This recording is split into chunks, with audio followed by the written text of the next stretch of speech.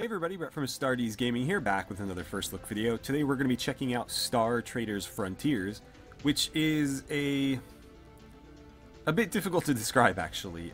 It is an RPG, but you are essentially captaining and managing a starship upon or through which you can do all sorts of different types of missions as you roam around a pretty expansive galaxy.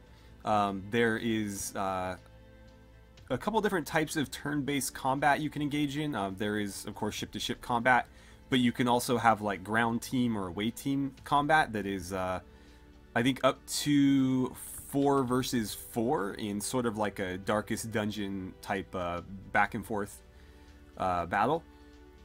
And I've played a little bit prior to this video because after seeing some videos, I was worried that the game was going to be really deep and complex. And it kind of is, so I'm glad that I was able to get a little bit of experience in the game before doing this. But I've been very impressed with the amount of content on hand here. So anyways, the game is going to release in or onto early access on November 14th, 2017.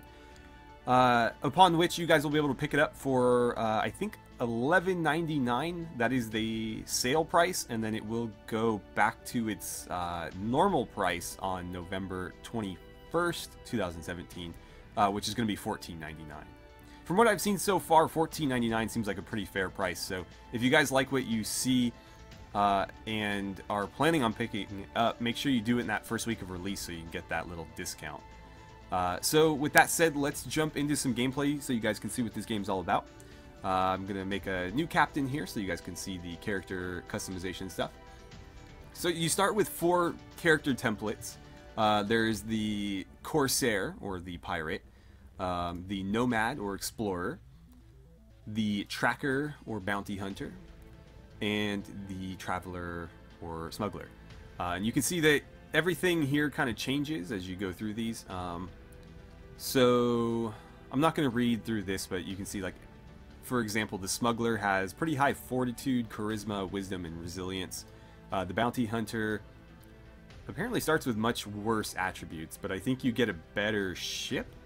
Let's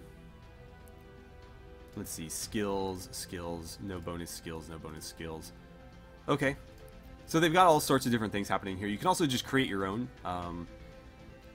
So you prioritize these over here. Experience, we're level 6 pirate. I don't know if you can change that. You might be able to change it. I don't know. This is a bit confusing. I didn't really mess with this before, but I do want to show it to you guys. So you can actually choose your ship as well. Yeah, so I think we have 350,000. So we can purchase anything up to and including this Galtac freighter here. We've also got a Frontier liner, a Paladin cruiser, Juror class, which looks like a small like frigate maybe not even that big, and the Scout cutter. Let's go with the Paladin cruiser, because I imagine that will be a nice balance between like what's it called, cargo capacity and like combat proficiency. So we'll select that, and then contacts, we can spend points on contacts as well, so we can get like merchants that will offer us trade permits, access to rare goods, intel. What else do we have? Like politicians, so missions, special recruits, introductions, buying intel, and pardons, so you can like bribe people. So yeah, we got that. Attributes, we can make ourselves super strong, super quick, super durable. Resilience and fortitude differ in that one is physical, one is mental. So if you were initially confused upon seeing those, that's the difference, is, you know, mental versus physical. I'm not going to mess with this though, because this is a bit over my head with like no, you know, metagame knowledge. So I'm just going to stick with one of the basic templates for now. We'll be a bounty hunter. How about that? So let's go ahead and launch that, and then we'll get to customize our character. So let's see. We can change the map. We'll just use the default map for now, but you can apparently seed a new map. We can change our faction. Let's see, what do we have here? I like this banner. Let's go with these guys. Clan Alta Mesa. Yeah, I like that heraldry or whatever. But let's see, each one has different bonuses. So these guys have military bonus and a starport bonus. These guys are economic and government, spice and military, economy and starport. So yeah, I mean, depending on your play style, you're going to want to choose a faction that sort of, you know, aligns with that. These guys are military. I'm bounty hunter, so I'm sure it'll be fine. Difficulty, we're playing on, let's go normal. I feel like I'm a little bit better than basic, but I don't know for sure. We'll do normal though. And let's see, faces. Oh, we can also, you know, do male, female. I'll do male for now. And let's see, faces. That looks vaguely like me when I don't have facial hair. So we'll go with that. And then uniforms. Well, here, I'll just kind of pan through these so you guys can get an idea. Of course, the text is right in front of his face, so it's kind of hard to tell. But you've got a variety of different, like, face shapes and skin colors. So you can kind of, you know, choose your appearance to match, I imagine, you know, whatever you look like, at least to some, like, vague proximity. And then uniforms, I don't think these don't really have any effect other than cosmetic. But you've got a couple different options here, some more like military or militaristic than others. You've got like a kind of like a fancy Corsair outfit there. I liked the one that we started in this one. That looks like a good outfit for Bounty Hunter. It's a little bit armored. It's got like shotgun shells around the belt. So Captain Stormsky or Stormsky. That's fine with me. I don't really care what he's named. So let's go for it. And the load times are pretty damn quick, actually. So, Caledon Drift. 1 year ago, I became a Star Trader Captain. Step forward, Captain Stormsky. From our family, you have been chosen to inherit your great-uncle's charter. We know you will bring Clan Alta Mesa honor through your unrivaled prowess and skill. I mean, let's not be too hasty here. I abandoned my life as a grav and took to the stars. I am the master of my ship. Let's actually skip through this so that we can get into some actual gameplay. Obviously, if you guys are interested in that, you can pick up the game for yourself and check out all the backstory and stuff. But we're more interested in the actual, you know, content here. So blah blah blah. Basically, they want us to pick up some important person. A Zendu Arbiter. The Zendu are kind of an interesting thing here. This is also an introduction to your captains, or excuse me, not your captains, your officers, who are different every single time. At least none of these officers were the officers I had the first time I jumped in here. So yeah, these are all new faces. But one mechanic that you can take advantage of in this game is you can actually consult with your officers. It's kind of a nice touch. You can basically ask them like, hey, what the hell should I do right now? And it's a nice little addition. So this is the map that you will probably, or excuse me, this is the menu that you'll be looking at the most. This is the like galaxy-wide map here. And these are basically the different planets that you can travel to and land on. So there's 2 banners on every single one. This is, of course, the faction it belongs to, and I haven't figured out what the other one is. It might be like a religion or something along those lines. So, I imagine there'll be like 2 different sort of things in each. Oh, here we go. Indie Wilderness. Is that what they all are? Does it say the same thing here? Indie Wilderness. Okay. So that other banner is Indie Wilderness, whatever the hell that means. But, yeah, so in this menu, you'll be able to see your credits, how much cargo you're currently carrying. Then we get into the current missions, which is like your journal or mission log.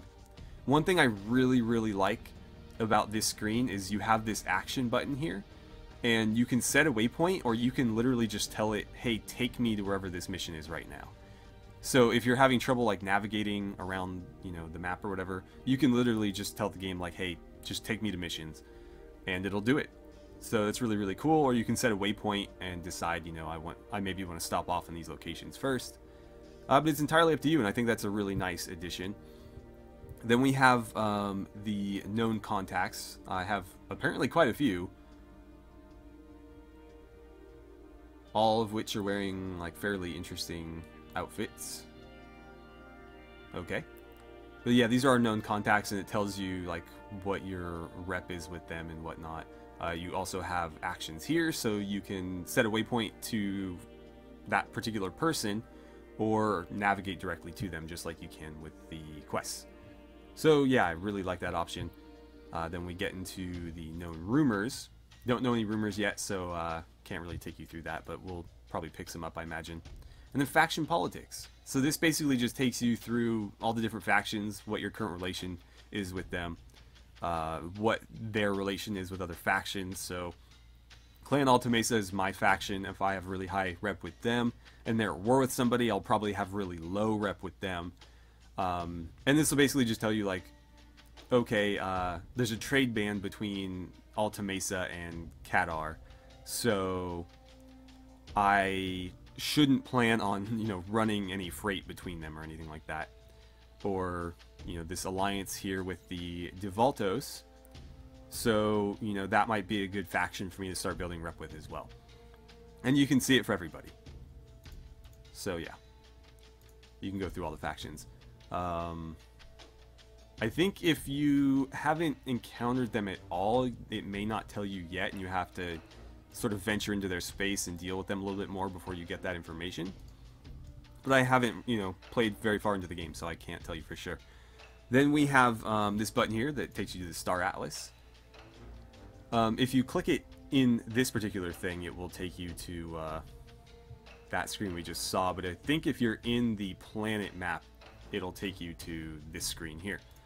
And then we have this, which is just an even more zoomed out map. So these are like systems, I think.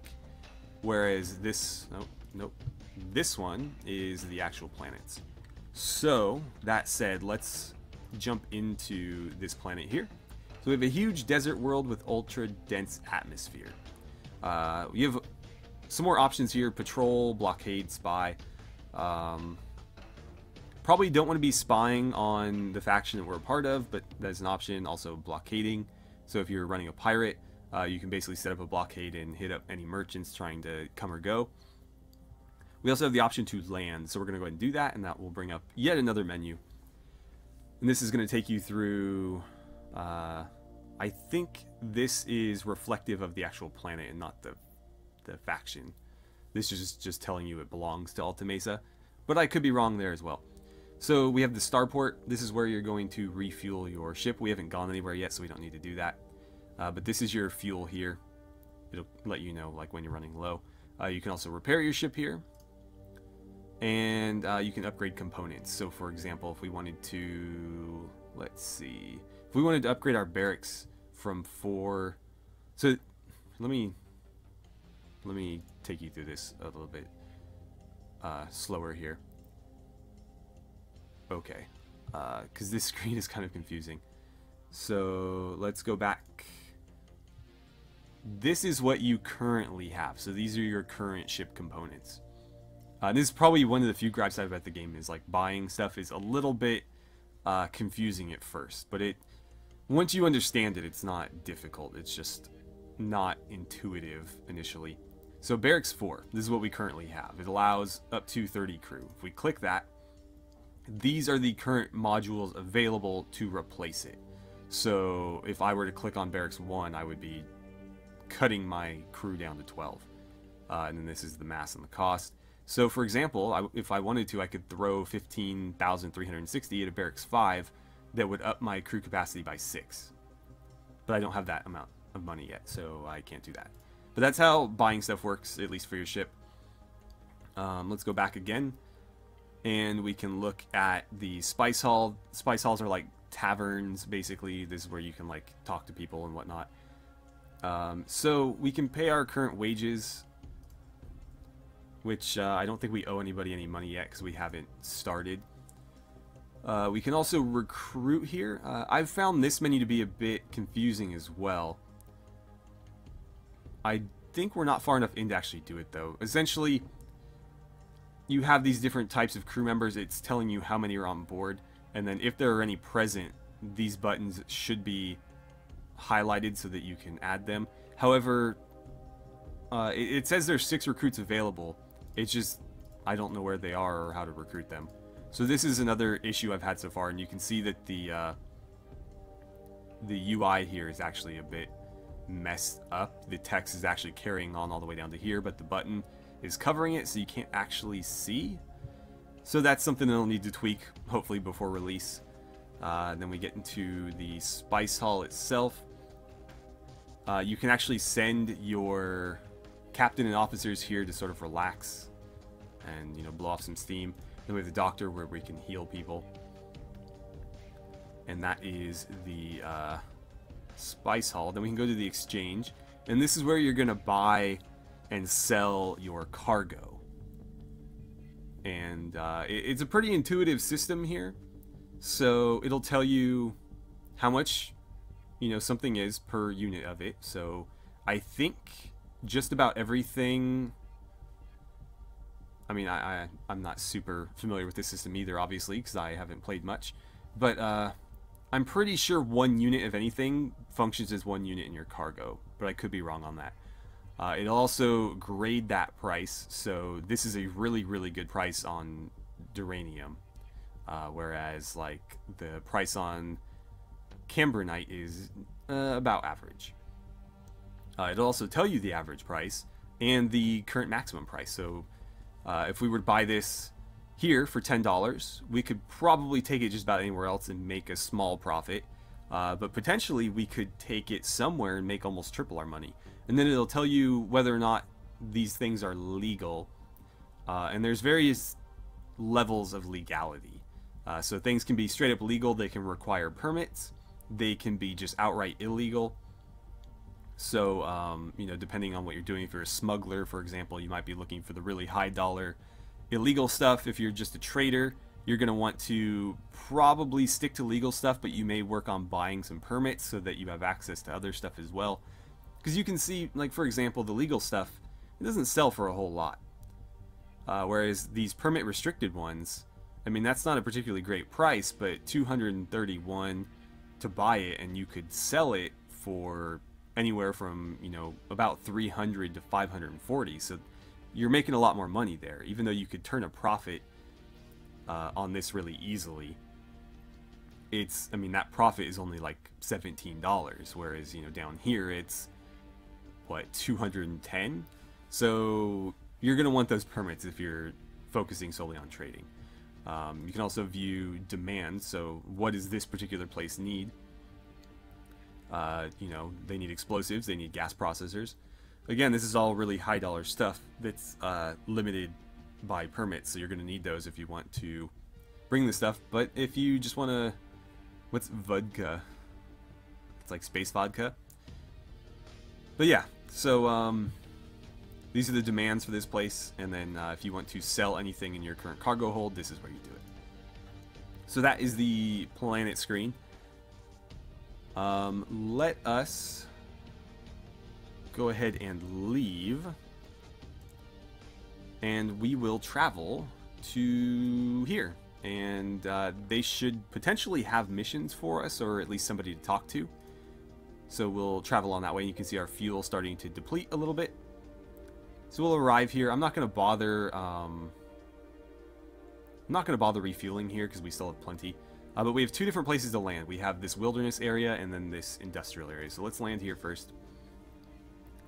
Apparently one of the royal family is waiting to meet us. That's interesting. Zeta Fane, sister to Prince Callaghan Fane. Okay, well, I'm going to skip this because that's getting into story stuff. This is the dialogue system. One gripe I have about this is it would be really helpful if it showed somewhere what you were replying to, just because, like, for example, I skipped through that without reading the last line, and so I don't really know what I'm replying to.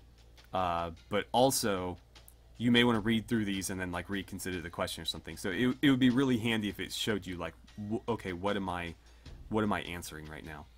So what other work do you think your brother has planned for us? What is the legal case? Let's just skip right to this. And again, I'm just going to skip it. Apparently it's going to take me through all these anyway, so I guess it didn't matter in that case. Alright. So here we are. Let's see, I can talk to him. And every planet, or at least most planets, will have some person that you can talk to, some like leader that can give you missions and whatnot. So I can do like court missions here. Let's see, I can ask for a warrant.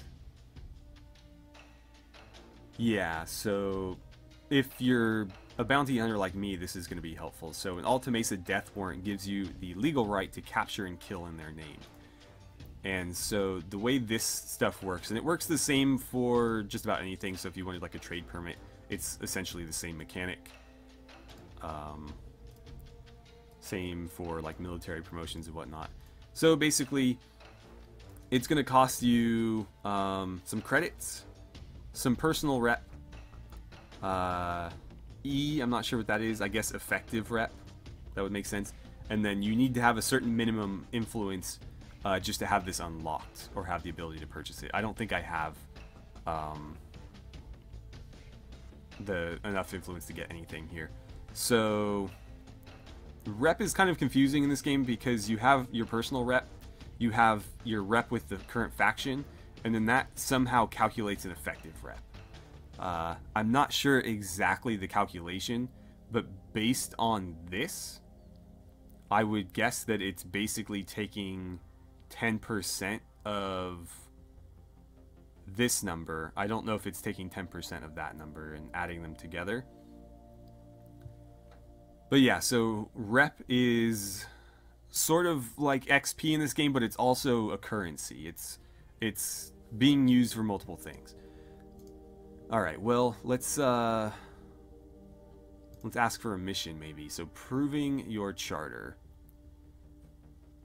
I don't think I can do anything here yet. Oh, I can, okay. So, let's see, this is the mission. Return shipping. And it's pending decision. It's 24 weeks. So, step 1, pick up. Clan Alta Mesa dignitaries are waiting for us on Vingate Rucus with the sealed crate. I'm not allowed to hyperwarp jump, and I won't get paid after this stage. However, if I return, Prince Callaghan Fane eagerly awaits our return. I will get paid 11.3 thousand. So I will take action, and I will accept this mission and mark a waypoint for it. Okay, so accepted mission and plotted course. So we can jump out to the map here. And let's see, waypoint. So there's our waypoint. That's our destination. Let's go ahead and click on that. We'll navigate to it. Alternatively, I could have gone to here and clicked on this return shipping thing, taken an action, and just told it to navigate now. I can also cancel the mission here at any point if I want to do that. Alright, so let's see. We'll go to the Marion Hive first and see if our thing is here. Return shipping. Perfect. So there it is. What's this popping up for? I don't know.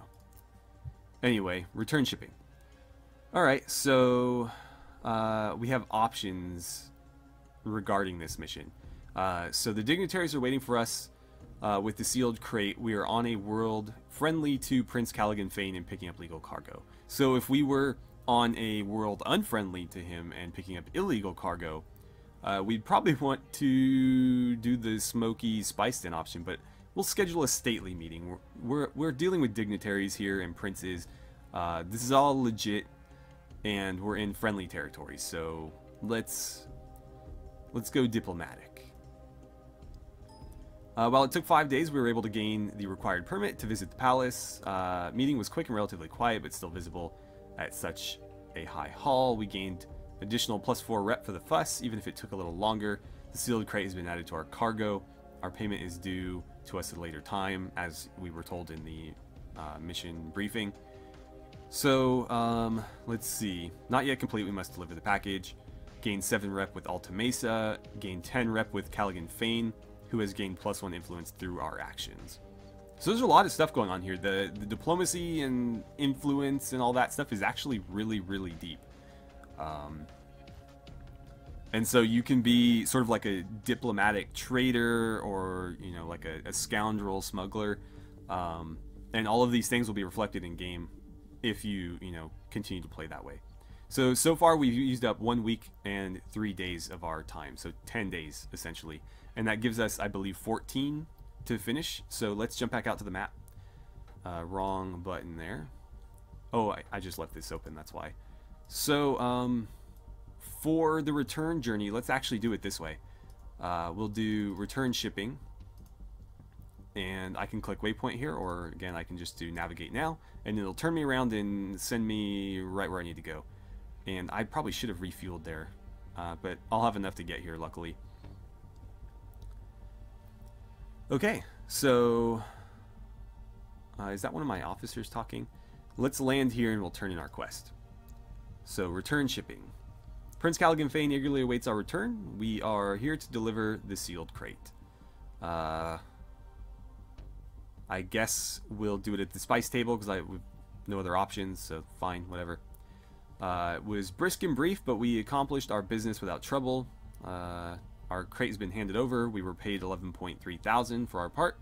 Completed our mission, 3 rep with Alta Mesa, 4 rep with Callaghan Fane, who's gained another influence thanks to us. And that took 4 days, so we finished with plenty of time. Okay, so quest complete.